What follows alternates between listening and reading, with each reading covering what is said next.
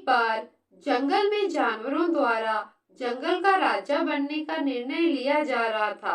सभी जानवरों के बीच इसी बात की चर्चा हो रही थी। जंगल में एक गोलू नाम का बाघ भी रहता था। वो बिल्कुल अपने नाम के जैसा ही गोलू मोलू सा और भोला भाला था, लेकिन वह बहुत ताकतवर और बहादुर था। वह भी जंगल का राजा बनना चाहता था।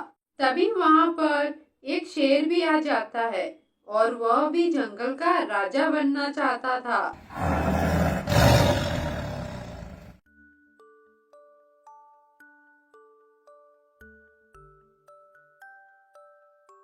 भाइयों, मैं भी जंगल का राजा बनना चाहता हूँ। शेर की बात सुनकर गाय कहती है, तुम तो जानवरों का शिकार करके उन्हें खा जाते हो। तुम जंगल का राजा नहीं बन सकते। नहीं नहीं गाय, अब मैंने शिकार करना छोड़ दिया है। मैं बदल गया हूँ, मेरा विश्वास करो। सभी जानवर मिलकर शेर को जंगल का राजा बना देते हैं। शेर भी राजा बनकर बड़ा खुश था। ऐसे ही दिन गुजर रहे थे और जंगल में शांति बनी हुई थी।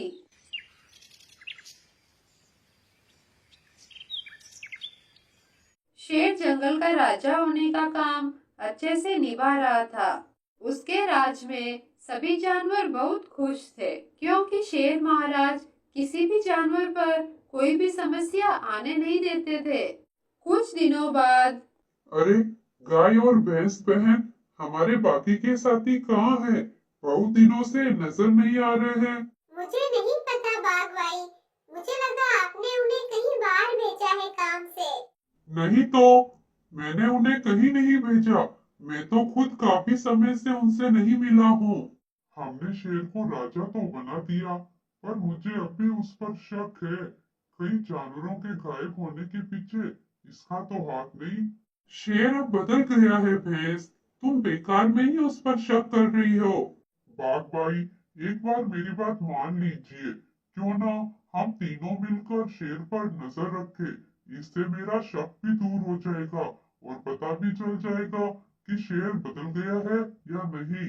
भैंस का शक दूर करने के लिए बाघ और गाय मान जाते हैं और वे शेर पर नजर रखने का निर्णय लेते हैं। फिर तीनों ऐसा ही करते हैं। पेड़ के पीछे छुपकर तीनों उस पर नजर रखते हैं। वे तीनों पूरे दिन शेर पर नजर रखते हैं, लेकिन शेर का स्वभाव तो ठीक ही था। जो भी जानवर शेर के पास आता था, वो खुश होकर ही लौटता था। अब सुबह से शाम हो जाती है। भैंस बहन, तुम तो ऐसे ही शेर पर शक कर रही हो। अब वो बदल चुका है। हमने पूरे दिन उस पर नजर रखी, लेकिन उसने कोई गलत हरकत नहीं की। मुझे तो अब भी उस पर शक है।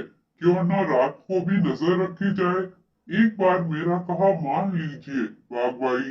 भैंस के इतना कहने पर बाघ रात को भी शेर पर नजर रखने के लिए तैयार हो जाता है। धीरे धीरे अंधेरा होने लगता है, लेकिन जैसे ही जंगल के सभी जानवर सो जाते हैं और गहरा अंधेरा हो जाता है, तभी जंगल का राजा शेर अपनी गुफा छोड़कर कहीं जाने लगता है। वह इतना धीरे धीरे चलता है कि उसके कदमों की आवाज तक नहीं आती। वह छुप छुपाता हुआ जंगल से थोड़ा दूर आ जाता है। बाघ, गाय और भैंस भी उसका पीछा करते हैं। वे तीनों छुपकर देखते हैं कि शेर जंगल के बाहर बनी एक गुफा में चला जाता है और एक जानवर को पकड़कर बाहर लाता है और उसे मारकर खा जाता है। हा हा हा, हा हा हा। इन जानवरों को क्या लगा मैं सुधर गया हूँ? मैंने शिकार करना छोड़ दिया है। सभी जानवर बेवकूफ है। अब किसी को मुझ पर शक भी नहीं होगा। सभी जानवर यही सोचते हैं कि मैं सुधर गया हूँ। राजा बनने के फायदे तो बहुत है। बिना ज्यादा मेहनत किए ही शिकार मिल जाता है। बाघ, गाय और भैंस पेड़ के पीछे छुपकर सारी बातें सुन लेते हैं। देखा बाघ भाई, मुझे पहले दिन से ही इस पर शक था। मैंने तो पहले ही कहा था इसके मंसूबे ठीक नहीं लग रहे हैं, लेकिन मेरी किसी ने नहीं सुनी। इस दुष्ट शेर को आज मैं छोड़ूंगा नहीं। अभी इसे सबक सिखाता हूँ। रुकिए बाघ भाई, यह सही समय नहीं है। पहले हम जंगल में जाकर सभी जानवरों को शेर की सच्चाई बताते हैं। सभी जानवरों को भी यह मालूम होना चाहिए कि आपने शेर को क्यों मारा है। अपने राजा के कारनामे उन्हें भी पता होने चाहिए। कुछ समय बाद सुबह हो जाती है। बाघ सभी जानवरों को शेर की सच्चाई बताता है। सभी जानवरों को शेर पर बहुत गुस्सा आता है और बाघ को उसे सबक सिखाने के लिए कहते हैं। विश्वासघाती, तेरी सच्चाई में जान चुका हूँ। आज मैं तुझे छोड़ूंगा नहीं। शेर भी लड़ने के लिए बाघ की तरफ बढ़ता है।